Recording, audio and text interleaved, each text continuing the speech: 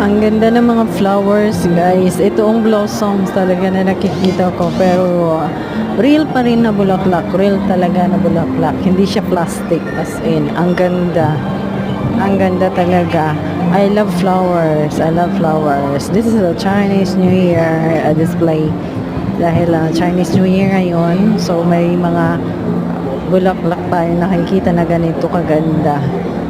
Sinasadya talaga nilang i-display dito sa loob ng mall.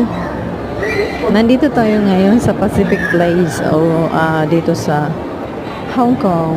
Kaya ayan, nakikita natin ang ganda ng mga bulaklak. Ang ganda. Promise, guys. So for ano ng puso at stress reliever. Ganoon. So yan. Ang saya tingnan.